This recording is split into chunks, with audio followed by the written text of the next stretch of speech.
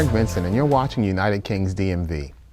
On today's show, we're discussing challenges minority male educators encounter while pursuing their education.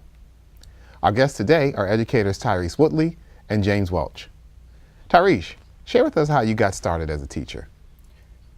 I'm a career changer, and when I first began to pursue education as a career, I attempted to enter the field through an alternative education program.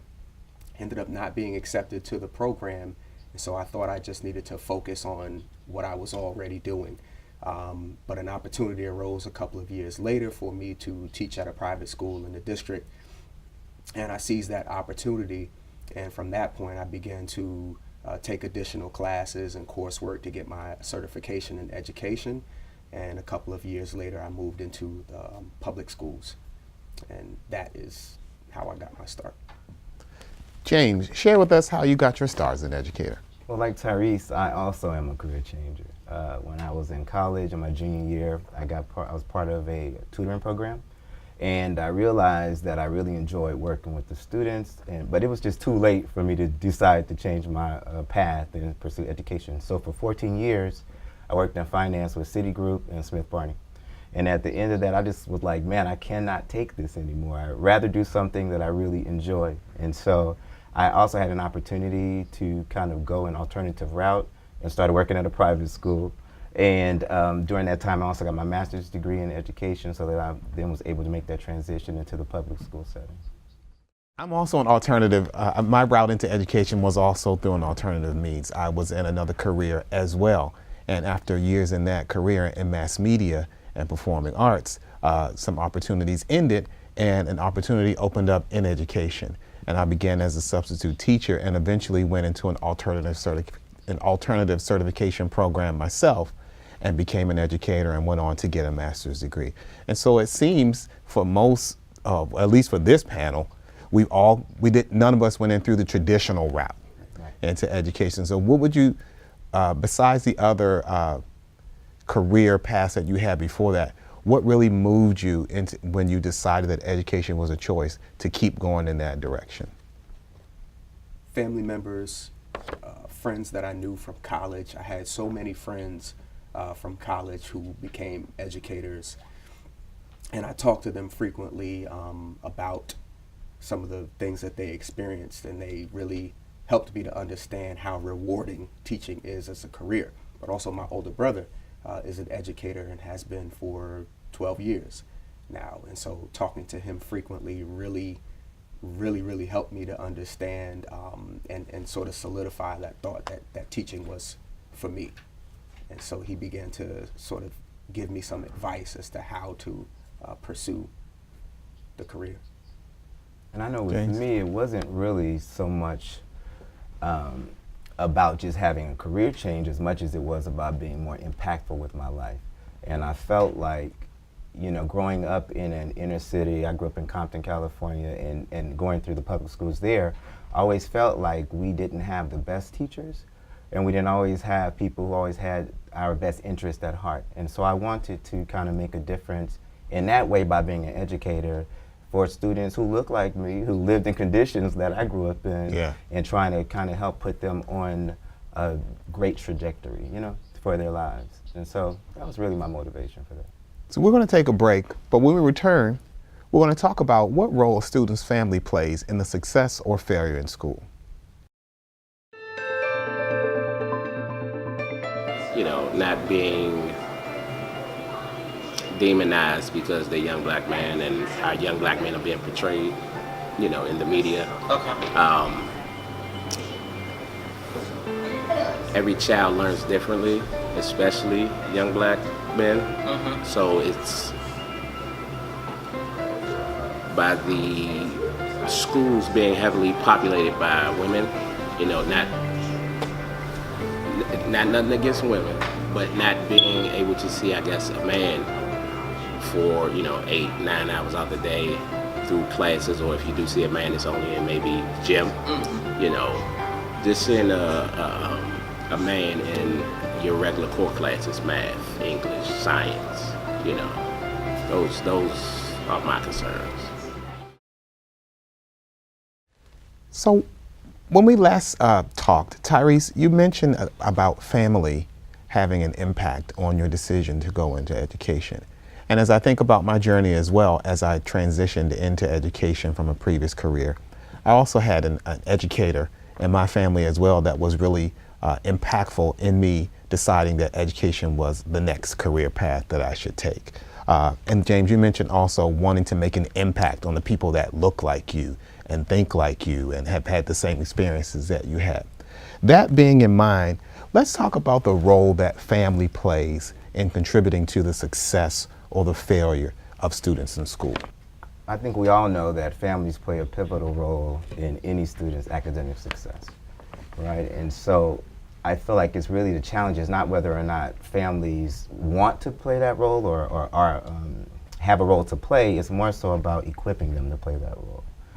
You know, so if you are a family that doesn't really know what to do to help your student excel, then chances are you aren't going to do much in the home that's really going to help push that child academically. If you are a family that does have some information or informed about things that you can do as a family and the role that you play as a family and how that leads to your child's academic success, then you're going to walk in that avenue, you know? So I just feel like it's more about having them informed on their role and what they can do at home to help their child. And I think what James mentioned really speaks to the importance of community and family outreach on the part of the school. The school has to purposefully and actively involve the family in helping to educate that child, to make sure that they're informed, to make sure that they know what's going on, to make sure that they understand really how to best support their child. Because people come from different backgrounds, people have different experiences and different levels of understanding of how to engage their child. And it's great in a perfect world where you have families that kind of do have that ability and they support what you do. That makes the job that we do so much easier. But what do we do when a parent's or family's behaviors enable students into negative actions or that hinder the success or the growth or the achievement of our scholars? Well, again, I think that it really goes down to us informing parents. So we have to be able to engage them in a conversation around what works best for their child, you know, what works best for their academic growth, their academic success. And if there are behaviors in that conversation that kind of come up, then you as an educator or us in that conversation, we can just kind of address those things by saying, hey, you know, this is the end goal. Like, do you see this action, you know, helping us reach that end goal? Or what would you modify? You know, you kind of engage them in that conversation and help them look at it from a different vantage point. And hopefully that would then change their behavior and what they allow to happen. And that's a joint effort really between the teacher, students, parents, counselors, administrators, all kind of play a role in really helping that family to understand how that child's actions may be hindering his success academically, and then also to provide that family with the right resources. Yeah. So as an educator, what measures do we take or do you take to understand a student's home setting? You have to stay in contact. It's family engagement, again, kind of going back to that, is critical. You can't operate, the families and the schools have to work together. The educator has to stay in contact, making phone calls home, corresponding with the counselor to understand different circumstances that the students may be facing that may be hindering their success in school. I agree with Tyrese. It's a joint effort. You know, it's a team effort. How do you guys feel about home visits? I love them. I'm in full support of them, and I engage in them every year. I think it is a great way for you to get to know the family, for them to get to know you, and for you to really get an understanding of what it is they expect from their student and from you throughout that academic year. So I'm in full support of home visits. How do you interact with a student that has extenuating circumstances? How do you deal with a situation where situations in a home or in a neighborhood or in a mindset affect what goes on in the classroom? Well, it's important for the teacher to to be flexible. You set certain rules, policies, and expectations, but you can't be so rigid that you're unwilling to take into account or consideration those extenuating circumstances, those obstacles that the student is facing outside of school. Because I think that causes a wall to be put up between the student and that educator, and hinders one of the most important things in education, which is relationship building. Yeah. You know, you send the wrong message. If you ignore those circumstances, you send the message that anything that the student is dealing with outside of school is less important than what's going on within the four walls of the school. James?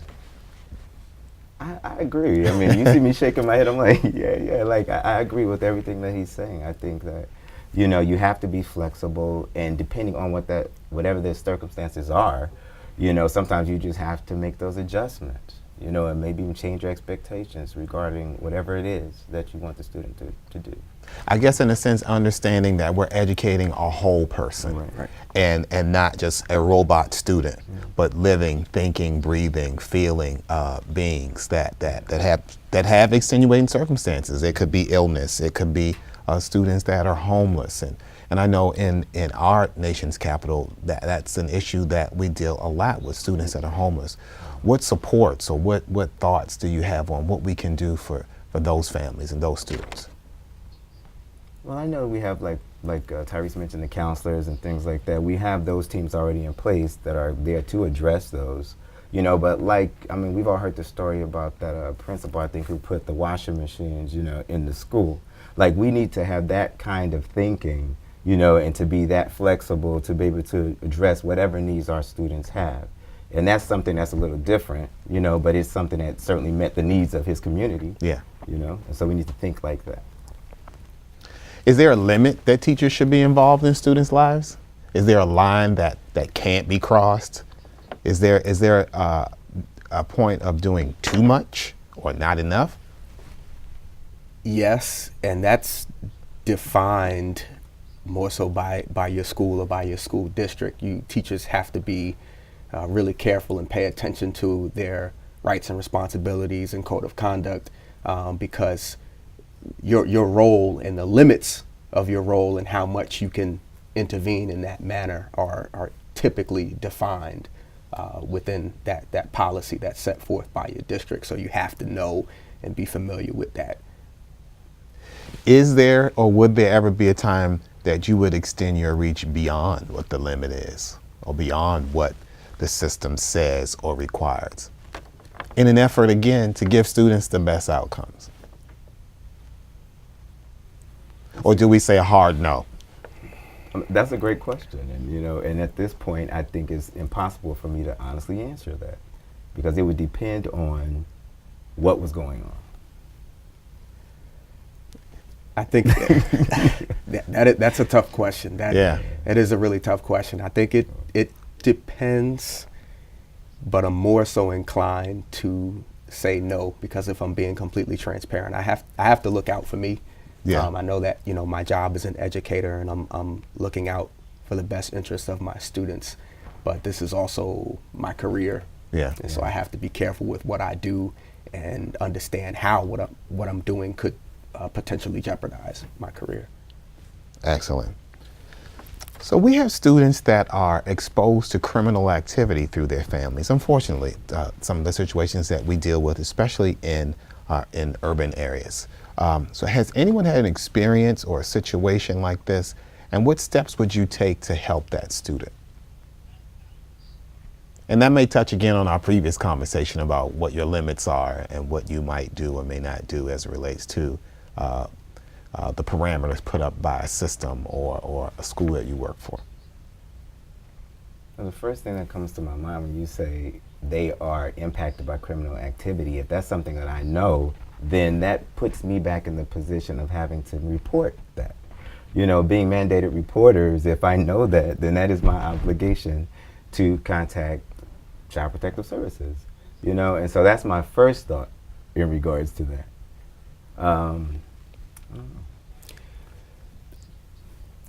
I think that also part of that is also about relationship building. And if the student trusts you enough to let you in, you have to be a listening ear for that student. But it's important to have that conversation with the student to help them understand how they could potentially be going down the wrong path and how their current actions could be leading to future consequences. And so I think when you are purposeful about helping them to understand that, it has an impact on them and can change what they're doing. Definitely one of those areas where we have to be very careful about what we do and how we engage, and again, in an effort to give our students the best opportunities. Thanks, guys, for a great discussion. We're going to take a break, but when we return, we're going to talk about the economics of education.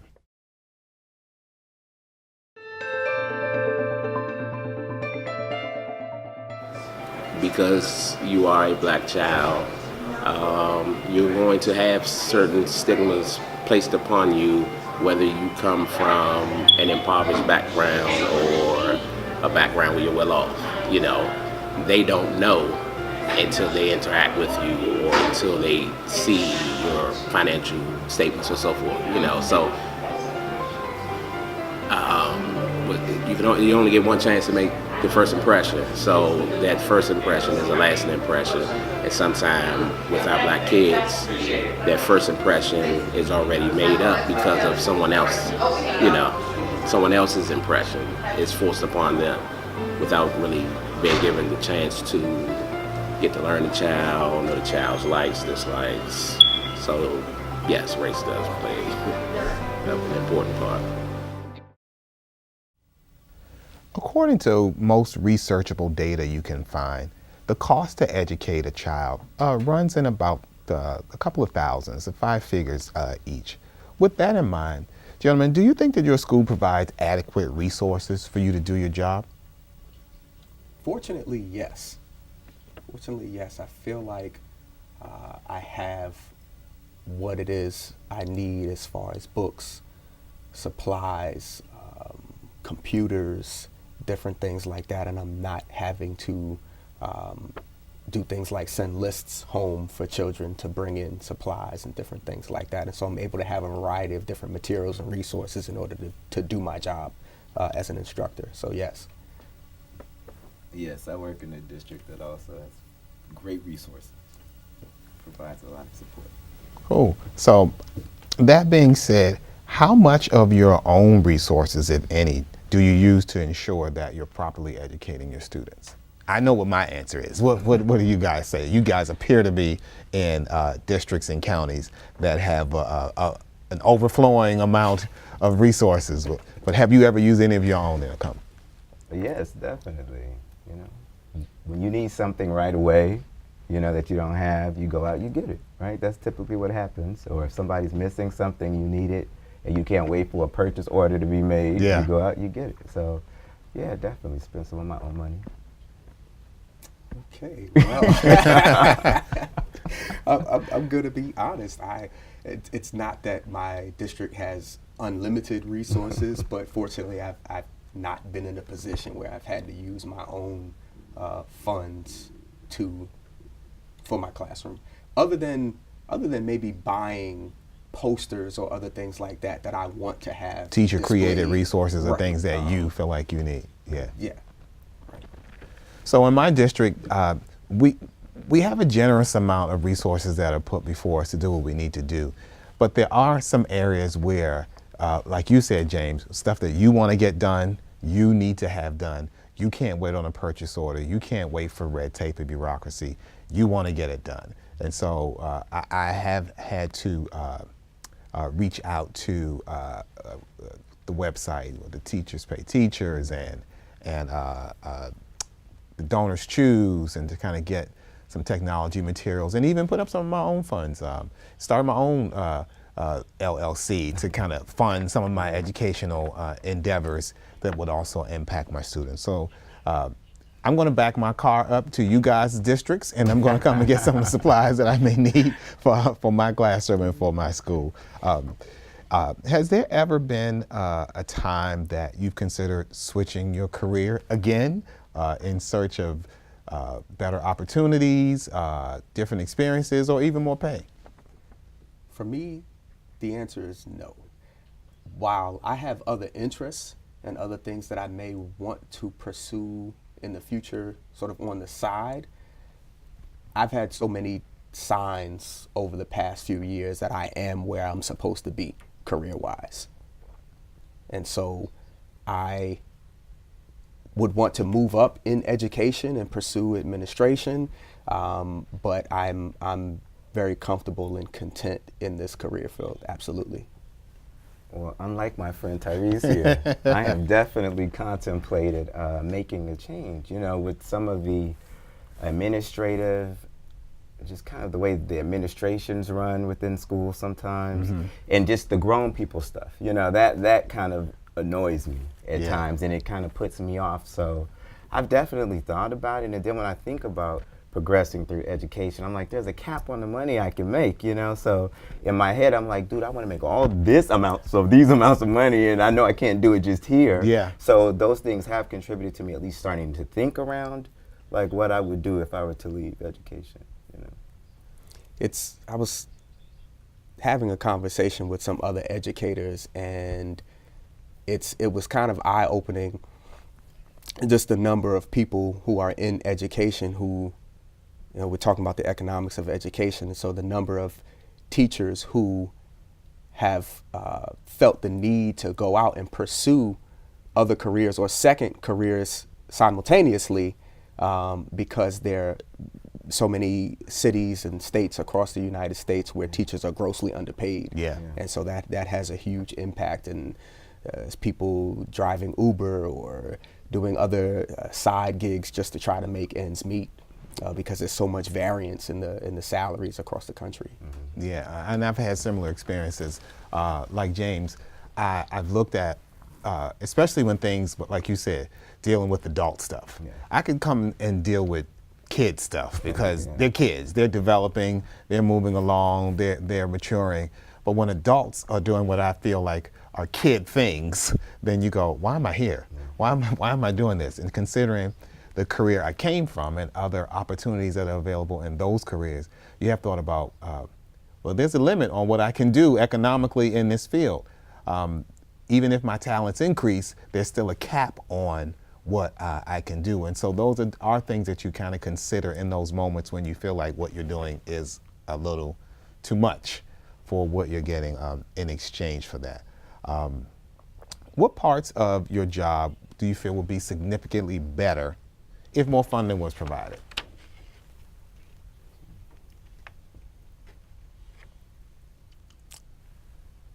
James? I think it's a little hard for me to answer that because I'm thinking very small. Like I'm thinking about my actual school and where I am currently, you know? So I'm trying to broaden it out because I don't have any issues in terms of resources and things like that. So I'm trying to think more like on a broader scale. And in terms of that, I think about just kids being able to have some of the same access. Like my district, like I said, we have a great resources. But I know when I taught in DCPS, I worked at some schools that did not have like working computers or enough laptops, enough those types of things. And I think if, you know, there's more funding around that, you know, to make sure every child kind of had the same access to technology and those things, then it would definitely make your job a little bit easier, you know. So he caused me to think about something, and while so in my district, most kids, all kids have access to Chromebooks in school, but many of them still don't have computers and other technological equipment at home to be able to do some of those projects and homework assignments and things like that outside of school. And so if we had more resources, more funding maybe dedicated to technology, we could perhaps be one of those districts that give each kid a computer or a laptop that they rent out for the year to be able to use to make sure that they have access in and outside of school.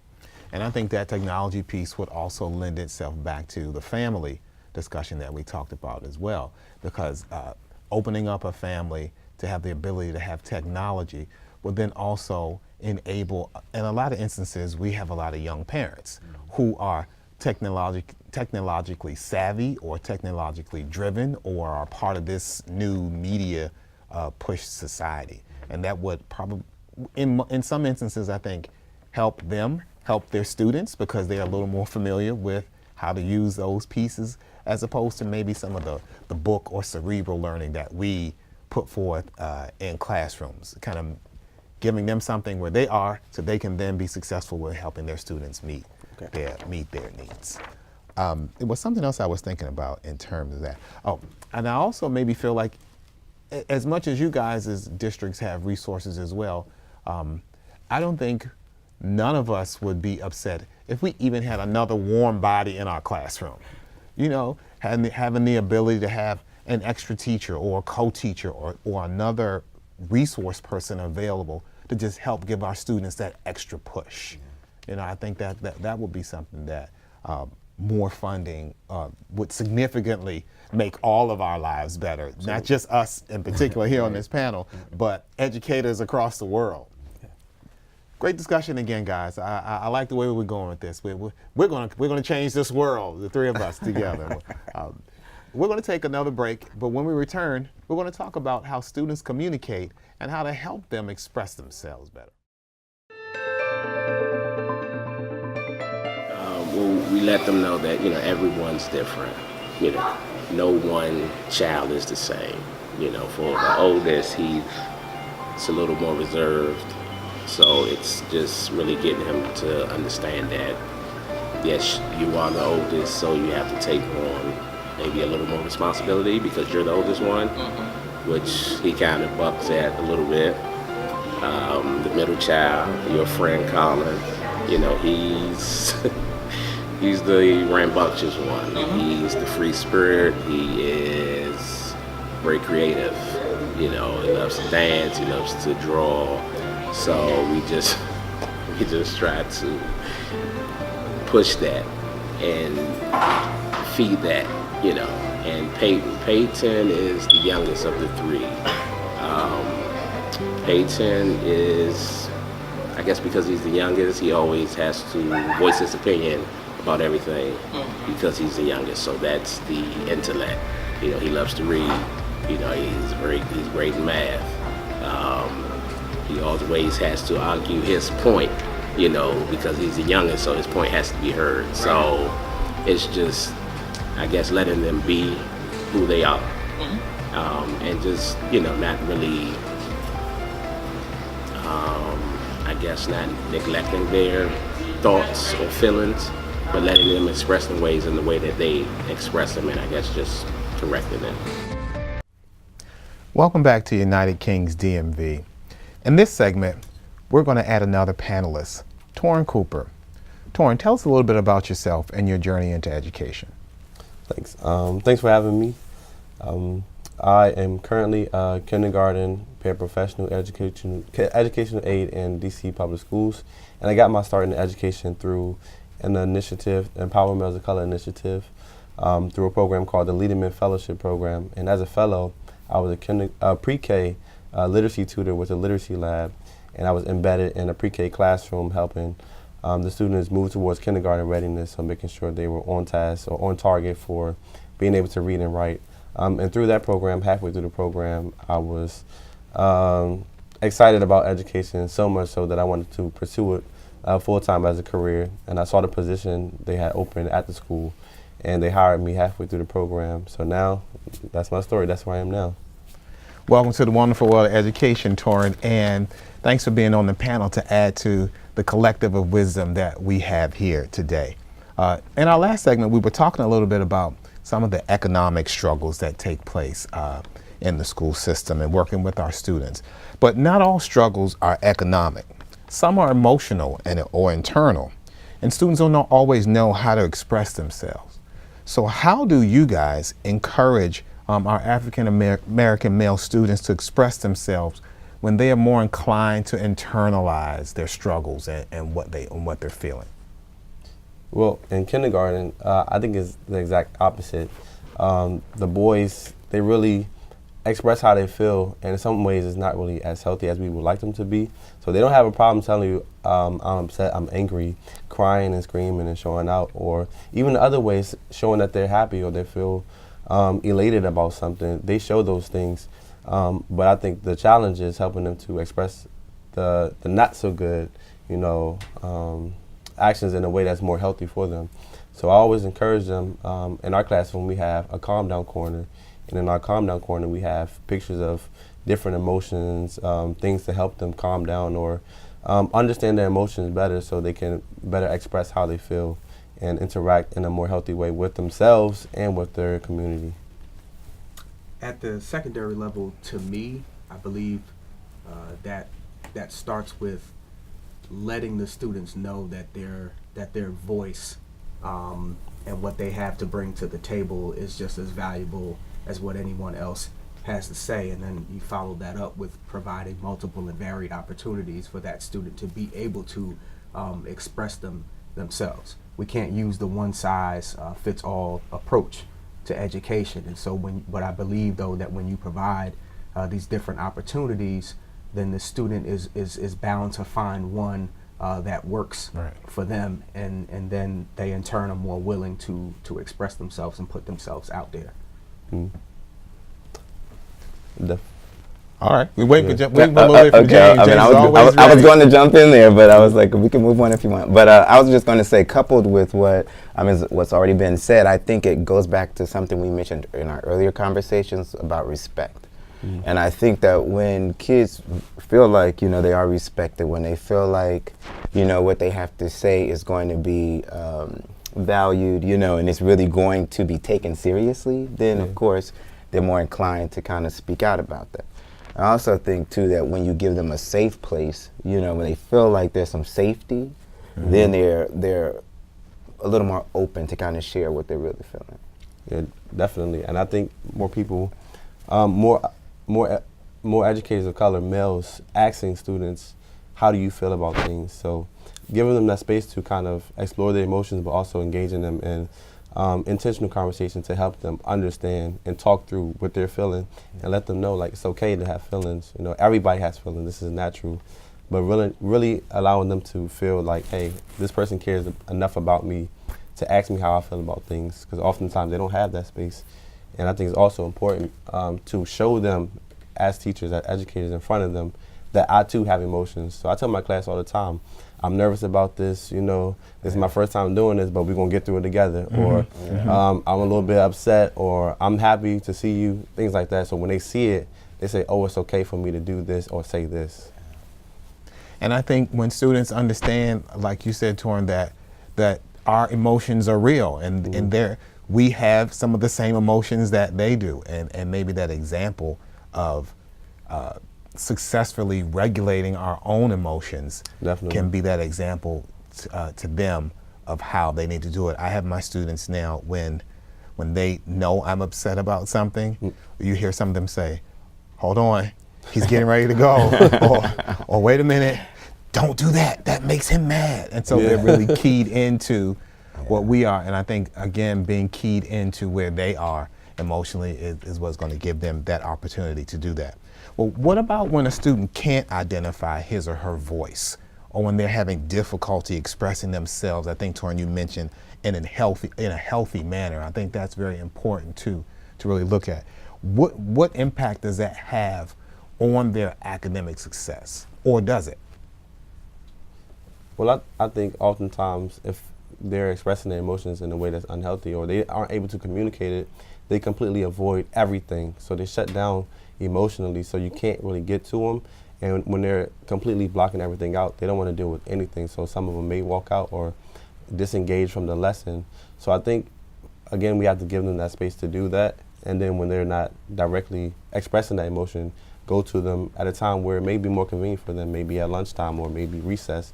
Say, hey, like, I understand you going through this, or this happened, and talk to them that way, but also kind of like saying, well, we need to get you back on track too. So let's talk about this while we also do our work too. Yeah, I think that it has a huge impact. As a matter of fact, I think it's more impactful than what it should be, because if a student is expressing himself in a way that is not necessarily the healthiest way, but a teacher is unable to really identify where that's coming from, then they may incorrectly attribute that to something. They may characterize that child in a particular way without taking the time and the necessary effort to really understand what's behind that. And that could hinder the way that teacher, unfortunately, the way that teacher teaches or approaches or responds to that student if they haven't been maybe trained well enough to deal with that type of behavior and to really sort of uncover those layers and understand what's behind it. Right. When I hear you say that, I think about just how, you know, our students are suspended so much, Yeah. you know, and it's probably, and I'm sure it plays a major part in the fact of what you just said. You know, people not necessarily taking the time to try to figure out, well, why does this student do this? Or why is this student misbehaving in my classroom? You know, instead they just kind of respond to that immediate situation, and more often than not with black boys, they getting sent to the office, you know, getting suspended. So I think you raise a valid point there. And it made me think, I was thinking as you guys were discussing, do you think that race and or gender contribute in the way that teachers do react and engage when unhealthy exchanges happen between students? Absolutely. Absolutely. Without a doubt. Yeah, definitely. Without a A doubt. resounding yes, huh? Yeah. I think there are too many educators who look at black boys and perceive them to be older than what they actually are, if that makes sense. And you understand what I'm saying? And so they're looking at a child, but treating that child as if they are older, and they're looking at that white child and that black child in two different ways, and their perception of that black child is definitely impacted, and the way they respond to that child is then impacted in turn. Yeah, definitely. You can see in how, honestly, how I engage with my students as well, and how some of the behavior techs or people who are tasked with identifying or engaging with those students who have those trouble moments, how they engage with them. And sometimes even the language is not choice language, if you will, so some of the boys become thugs and some of the girls become, oh, you think you're grown, or you acting this kind of way, or you saying these kind of things. It's kind of like they take what the media or what has been commonly portrayed towards African American males, adult males, and projecting them onto the kids as if they are already there, and they're not. When a lot of their behavior sometimes may simply just be mimicking what they've seen or experienced in their communities, even with them not understanding what it is. I think of the times that I hear educators say, he know what he did, and in a lot of instances, we're in the instance of elementary school students, they don't. They simply don't, and I think that colors or shades how we engage and interact sometimes for not the better. Yeah. Yeah. Can a student be too vocal? There's no such thing as too vocal. In my opinion, there's no such thing. I just think that what you want to teach them is how to articulate some of the things that they want to say, and maybe knowing exactly when to say it. But there's no such thing as being too vocal. That's like saying you're too inquisitive or too curious. I mean, I just don't think that that's a possibility. You want them to share, you want them to express themselves and their ideas and thoughts and opinions on different things. All of that needs to be brought to the table in the classroom, but you as the teacher, you have to be able to teach them to do that in a respectful way, in a way that doesn't put someone else down or show disrespect toward a classmate or whatever. So, or silence other voices in the classroom. Yeah.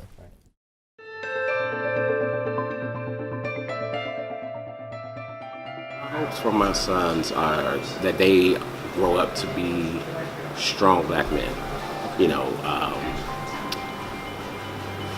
responsible citizens, you know, in everyday life. You know, I believe me and their mother do a fine job of raising them, to be, you know, productive citizens, you know, to be respectful, mindful of people's feelings and so forth. So